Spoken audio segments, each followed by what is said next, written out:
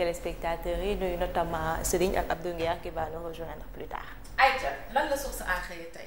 ci xëtam bu njëkk Source A fait une enquête exclusive sur Pape Thiaw, le nouveau coach des Lions. Pape Thiaw, qui a embrassé le métier d'entraîneur en 2016 en tant que joueur et entraîneur, a obtenu les licences UEFA, C, B et A entre 2016, 2017 et 2018, puis la licence à CAF en 2023, des diplômes décrochés d'office et avec brio.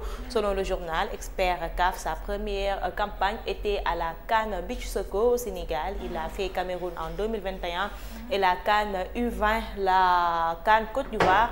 Il a été désigné expert par la CAF, mais il avait désisté parce qu'il avait déjà intégré le staff des Lions. Pape a été choisi par la FIFA en 2022 pour être expert FIFA au Mondial Qatar 2022, mais il avait décidé de laisser passer cette énorme opportunité alors que la FIFA paye beaucoup d'argent par jour. Il avait décidé de rester au Sénégal pour préparer le CHAN. Après sa victoire au CHAN, il a été approché par pas mal de grands clubs africains après le sacre au CHAN, mais il a préféré continuer avec les sections nationales. Voilà, c'est une petite enquête bi nga xam ne Pape Djibril Gaye def na ko ci ki nga xam ne mooy le nouveau coach des Lions di Pape Thiaw. Fii nag Source A mi ngi xamal li nga xam ne mooy son parcours depuis 2016 mu daal di dugg ci métier entraîneur bi ba tey 2024 mu nekk li nga xam ne mooy l'entraîneur de l'équipe nationale.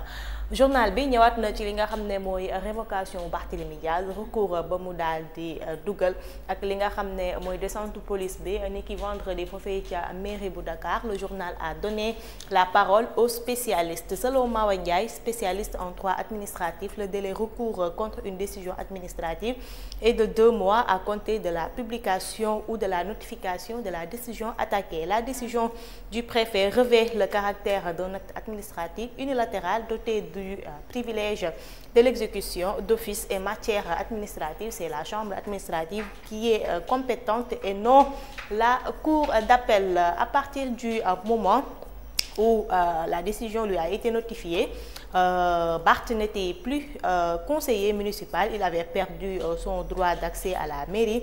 L'acte est devenu exécutoire, c'est pour cela que la police a été envoyée pour interrompre la rencontre. Selon M. Mawa Ndiaye, Abdourahmane Maïga, juriste et spécialiste en droit des affaires, selon lui, cette décision du préfet sera purement et simplement annulée par les juges de la cour d'appel. Le Conseil constitutionnel a déclaré expressément dans son considérant 6 décision 72-E-24 du 10 octobre 2024 que la candidature de M.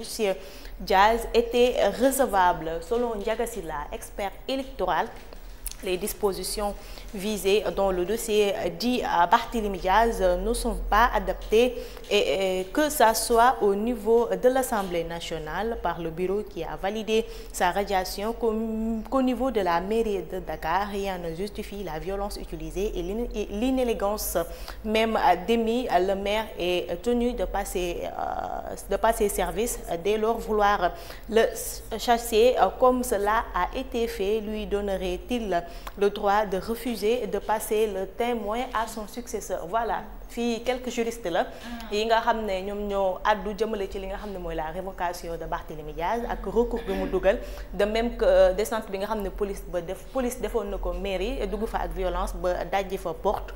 Bu ñu sukkandikoo ci Abdourahmane Maïga, moom il est revenu pour la 2e fois ci li nga xam ne mooy journal bi. Moom ak Ndiaga Sylla ñoo daal di bokk li ñu wax mooy Barthélémy Diaz ñoo génnoon n'est-ce pas ci kii bi journal bi. Abdourahmane Maïga kese la. Ndiaga Sylla si beneen média la génnoon. en doon Source A. non Abdourahmane Maïga kese moo génnoon Source A. ñoom li ñu wax ni décision bi c'est inopérant. La décision de radier Barthélémy Diaz, c'est inopérant au moment où le Conseil constitutionnel avait validé la candidature de Barthélémy Diaz ci li nga xam ne mooy élection législative yi ñu génn. Quant à Mawa Ndiaye, moom li mu wax mooy que Barth bis bu daal di demee foofee ca recours ba mu def du am li nga xam ne mooy gain de cause. On continue ak li nga xam ne mooy le ministre de la justice Ousmane Diagne, ki nga xam ne moom ci Assemblée nationale niki samedi a annoncé une tempête pour les auteurs et commanditaires présumés des répressions meurtrières de 2021 et 2023 mu ne les monotes vont parler. On nous a parlé de la création de nouvelles institutions. Je m'étonne d'ailleurs que cela vienne de personnes qui ont traversé les régimes. Nous avons d'autres priorités, le Conseil économique, social et environnemental et le Haut Conseil des collectivités territoriales avaient respectivement un budget annuel de 7,8 milliards et 7,3 milliards de francs CFA. Comme keroog plénière bi nga xam ne ñi ngi ko doon def Assemblée nationale kii di ministre de la justice annoncé na li nga xam ne mooy des poursuites ci répression yi nga xam ne amoon na 2021 ba daanaka 2024 sax février 2024 ba ñu baree bari ñàkk ci seen bakkan ca Moussa ñu daal di jàll si beneen.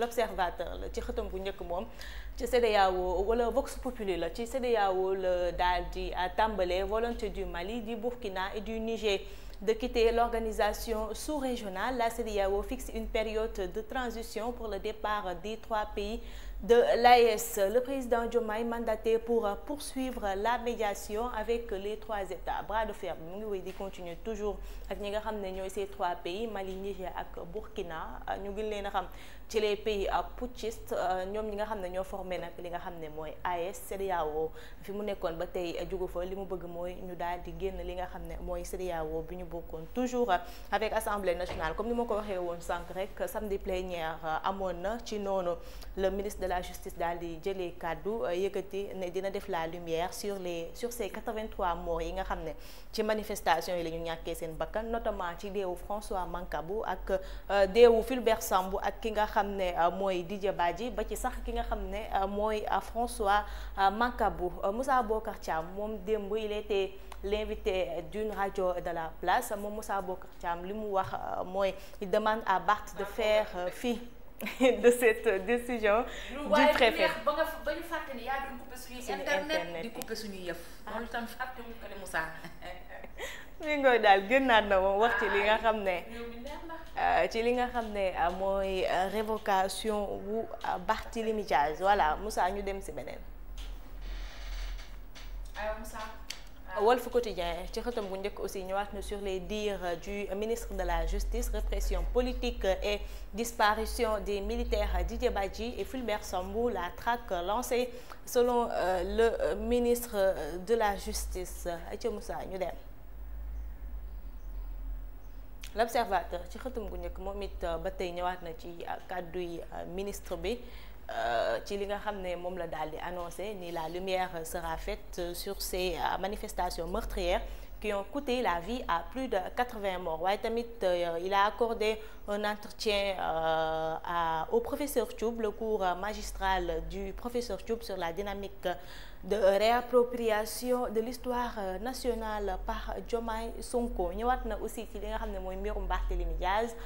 Cour d'appel, révélation sur le double recours de Barth, les arguments sur lesquels le maire de Dakar s'appuie pour contester la décision du préfet. Assainissement, après la presse, l'État va frapper au cœur des partis d'Orcat. yaakaar naa dinañ ci ñëw après. Voilà ñi parti lo et il y a les licenciés de la BOA aussi ñi nga xam ne. état bi warul wax ñoo état ñi mu war a traqué ñoo may du parti d'Orcat yi de. waaye léegi d'Orcat yaa. léegi ñu doon liggéeyee BOA ñu dàq leen ñu formé seen kan cambriolé banque bi nag ñooy état lu war a wax ci ñoom. non réew mi dangaa fàtte kii bi nu mu tuddati kooku nekk ne woon yàllaa ko yónni pour mu nekk candidat si élection yi la. mooy borom chèque ba borom chèque ba la. waaw borom chèque ba ñu jàpp. conseil constitutionnel lañ ko jàppee woon. constitutionnel yow nga dem ba fa justice kaaf keefalee nga fay tiriyaat. Moussa ñu dem si beneen Sénégal dafa yàgg neex dëkk bi wallaay ku fi stressé rek da nga amul connexion yaakaar Moussa ñu dem si beneen non Walf kii nañ si ba pare ñu jàll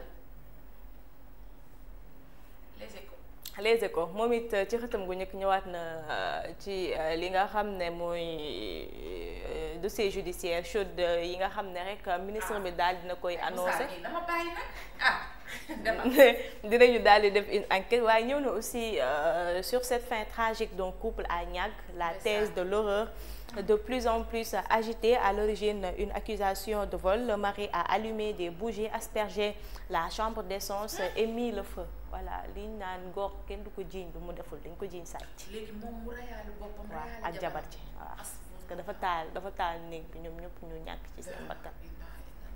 voilà. aywa mun ngaa xaru rek te bàyyi ba ñu yóbbaale doomu jàmbur tamit. da lay sëyal rek. loolu mooy duma dund.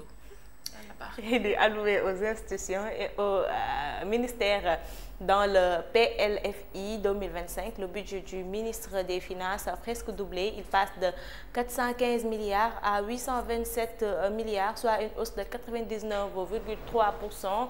De petites semaines pour le 100 mètres budgétaire qui commence aujourd'hui. La loi de finances rectificative enfin disponible selon le journal. Moussa ñu dem ci beneen. yor moom tamit ñëwaat na ci li nga xam ne mooy affaire Mancabou Fulbert Sambou Didier Badji ak yeneen sénégalais yi nga xam ne ñàkk nañ seen bakkan ci manifestation meurtrière yi amoon mars 2021 à février 2024 avec le ministre de la justice qui lance la traque des commanditaires. ñëw na aussi ci li nga xam ne mooy mbirum Barth radié et révoqué requiem politique pour Barth loolu la journal bi daal di wax. Moussa ñu jàll ci beneen. Alors on termine avec le sport, Tribune Sport, Coupe CAF, le Jaraaf peine à trouver la faille. Aussi Coupe d'Afrique des clubs, Ville de Dakar renverse rek après prolongation. Voilà. Coupe d'Afrique des clubs. waaw. Ville de Dakar renverse. mooy kii la nu mu tudd. ROG. daam yi la. waaw mooy jigéen yi. waaw ñoom ñoo doon basket keroog samedi. Ville de Dakar macha allah. nañu jël nañu gën a jëm ci kanam. Barth mi ngi woon foofu sañ sama jeex. kan Alaaji Barthélémy Dias. dem toog mère par force sans forcer. xam nga man nag réew mi. ñoom toog loolu.